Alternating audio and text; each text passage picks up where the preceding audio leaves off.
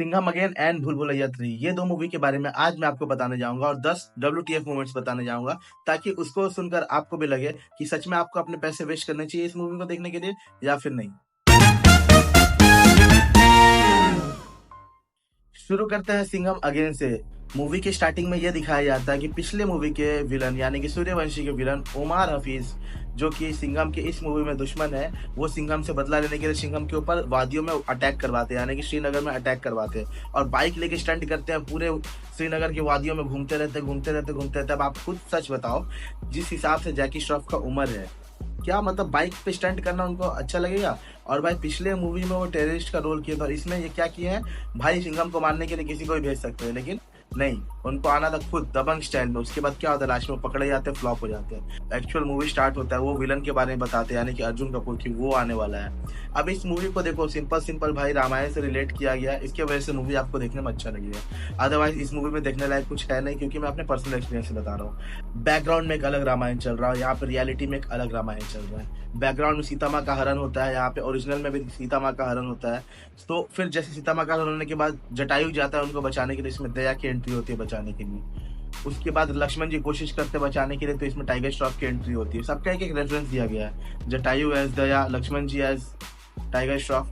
Villain Sita माँ को पकड़ के श्रीलंका लेकर जाता है एज यूजुअल, ओरिजिनल रामायण की तरह। ओरिजिनल रामायण में भी सीता माँ को हरण करके श्रीलंका ले गया गया था, जो कि पहले लंका के नाम पे जाना जाता था।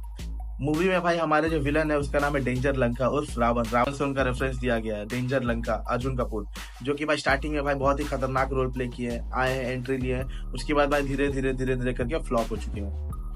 पहली बार मैंने मूवी में देखा है किसी मूवी में जो जिसमें भाई विलन इतना ज्यादा ढीला पड़ा हीरो के सामने आखिरी में। अगर आपको अच्छा लगे जाना जाके देखना तो आप लोग खुद जाके देख लेना, मुझे भाई बिल्कुल पसंद नहीं आया वैसे। फिर राम जी की तरह भाई सिंघम भी सोचते हैं कि भाई अब सीता माँ को बचाने जाना है, तो भाई all the way from India to Sri Lanka उनको ट्रैवल करना पड़ता है। वो पहले निगम्बो में जाते हैं, उससे पहले वो अपने दूत को भेजते हैं, यानी कि जैसे रामायण में भेजा जाता है हनुमान जी को, वैसे उन्होंने सिम्बा को भेजा है सीता माँ का पता लगाने के लिए। बट वहां पे क्या होता है, सिम्बा जाके गुम हो जाता है। अर्जुन कपूर ने ऐसा मास्टरमाइंड प्लान किया होता है ना कि एक गाड़ी को अनेक गाड़ी में बदल देता है, तो वो लोग सैटेलाइट से भी उनका पता नहीं लगा पाते। फिर जैसे आपने रामायण में देखा है कि रामायण में आपको हनुमान जी लंका दहन करते हुए नजर आएंगे, वैसे इसमें भी भाई हमारे सिम्बा जी लंका में आग लगाते हुए नजर आते हैं। सैटेलाइट से स्पॉट हो जाता है, कोई पोर्ट का नाम है, वहां पे पहुंचते श्री राम जी वहां पहुंचते तो उनको ही बंदी बना लिया जाता है। और वहां पे भाई एक चीज आप लोग देखना, जिस हिसाब से पीछे अजय देवगन को सबको ऐसे पकड़ के रखे, उसके बाद भाई करीना कपूर का ये वाला लुक,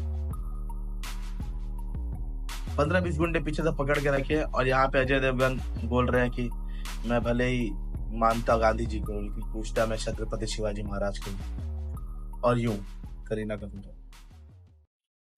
तो भाई कोई सेंस नहीं बनता। उसके बाद भाई जो सीन होता है, जो कि ग्रैंड एंट्री रहता है हमारे सूर्यवंशी यानी कि अक्षय कुमार का, तो उनका भी रेफरेंस गरुड़ देव से दिया गया है। अब आपने जब रामायण देखा होगा तो वहां पे गरुड़ देव आते हैं उनको बचाने के लिए, तो वैसे ही विलन जो है ना अपने मकसद में कामयाब हो जाता है इनको मारने के। ऊपर से कैसे एक मिसाइल आता है एज गरुड़ देव, बस बूम। फिर उसके बाद वही भाई सब चारों पांचों जो भी स्टार है सब एक घेरा बनाए, गोली चलाते और लास्ट में विलन मर जाता है। विलन का भाई मौत इतना इजीली दिखाया गया है ना, मुझे बताते हुए भी शर्म आ रहा है। बस जैसे मैंने आपको बताया कि विलन मर जाता है, वैसे विलन मर जाता है। आगे बढ़ते हैं भूल भुलैया मूवी के बारे में। भूल भुलैया 3 जो कि कार्तिक आर्यन की मूवी है, जिसको आप लोगों ने बहुत लोग अभी तक देख लिया होगा।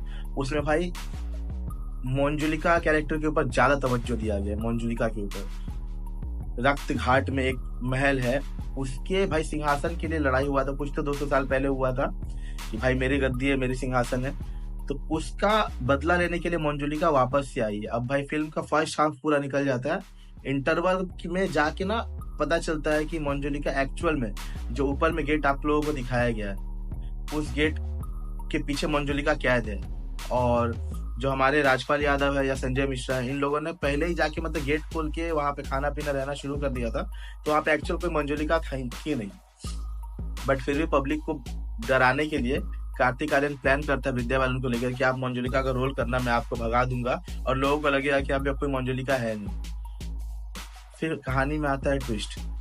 अब बताओ, विद्या बालन को इस प्रकार वहां पे शो किया गया है कि भाई मंजुलिका का आत्मा उनके अंदर घुसा हुआ है, लेकिन मूवी के हिसाब से मंजुलिका तो अभी तक रूम के बाहर ही नहीं है, क्योंकि भाई ग्राउंड फ्लोर में मतलब बेसमेंट में एक और रूम है, वहां पे एक्चुअल मंजुलिका कैद है, जो कि इंटरवल के जस्ट इंटरवल होने से कुछ सेकंड पहले उसका गेट खुलता है। तब तो मंजुलिका उस वक्त रिलीज हुई थी, तो उससे पहले विद्या बालन के अंदर मंजुलिका आई कहाँ से? Senseless logic. मूवी में कुछ है नहीं दिखाने का, तो कुछ भी दिखाया जा रहा है। उसके बाद माधुरी दीक्षित। अब एक बात बताओ, एक्चुअल कैरेक्टर जो है मैं आपको बता दे रहा हूँ कि मंजुलिका किसका, कार्तिक आर्यन का। पुराने जमाने का जब कार्तिक आर्यन राजा हुआ करते थे, तब भाई उनका कैरेक्टर है, ठीक है। आप लोग मूवी में बाकी चीज देख लेना ये क्या चीज से हुआ है। तो उनका कैरेक्टर भाई, जब बदला लेना है उनको, बदला लेना अपने दोनों बहनों से, उनके दोनों बहनों ने क्या किया था कि उनको फंसा के उनको मरवा दिया था। उनके पापा ने उनको डेथ सर्टिफिकेट घोषित कर दिया था, मीन्स कि इसको मार दो, जला दो, काट दो, जो करना है कर दो। और दोनों बहन को गांव से निकाल दिया। तो अब एक बात बताओ, दोनों बहन को गांव से निकाल दिया और मंजुलिका मरने के बाद भाई अपने पापा से तो बदला ले ली, उसको मार दी, लेकिन इन दोनों से बदला नहीं ले पाई। अब भाई पुनर्जन्म के बाद बदला लेने के लिए आई है, तो दोनों बहन में कोई हार्म ही नहीं कर रहा है। मंजुलिका इन दोनों से बदला ना लेके बाकी सबको डराने में बिजी है।